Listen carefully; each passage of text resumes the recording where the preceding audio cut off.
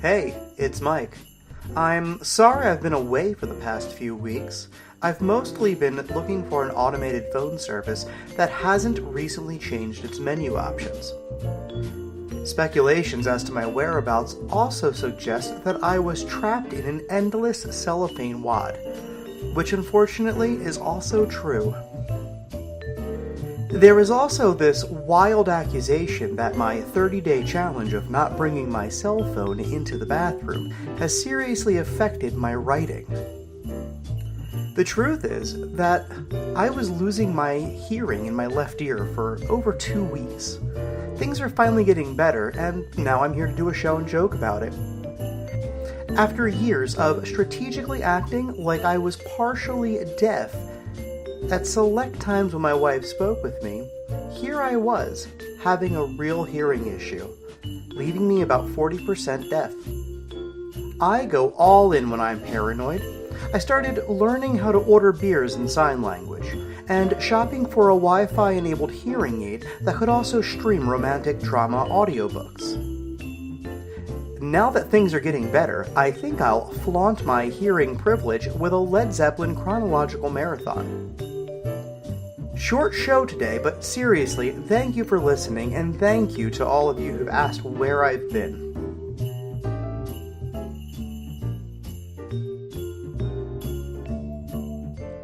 Today, on Please Excuse My Dead Aunt Sally.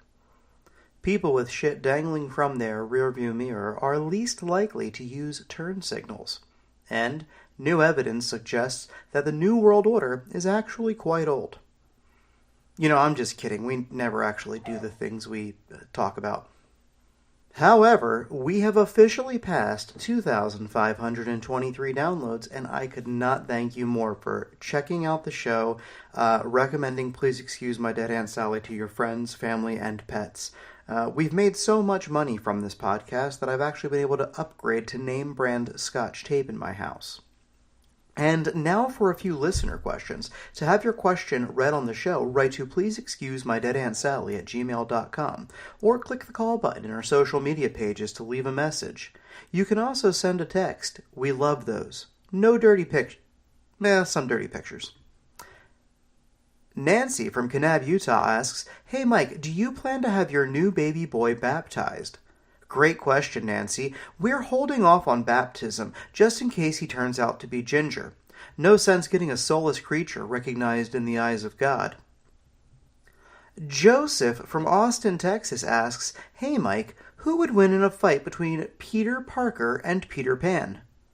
Joseph, this question was difficult to answer, but to be as specific as possible, Peter Parker would murder Peter Pan before he even had a chance to get the Spider-Man suit on.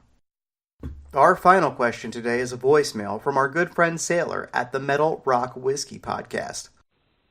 Hey guys, it's Sailor Retro from the Metal Rock and Whiskey Podcast. So I have a really, really important question for you guys that I need help answering. I've been debating this one for a long time and I've gotten many opinions, but, I just trust your expertise the most. What I want to know is, how many chickens would it take to kill an elephant? So if you could ponder that and get back to me, I would really appreciate it. Okay, bye. Great question, Sailor. Without knowing the size of the elephant in question, I'm going to shoot from the hip here and say 73. As long as they're well armed.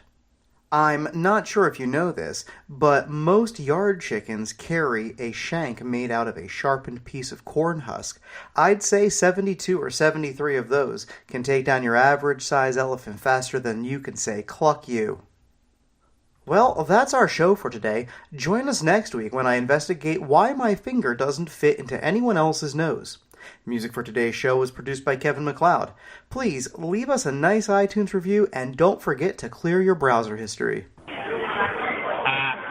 you're a fucking idiot. We're all doing that. Bye-bye.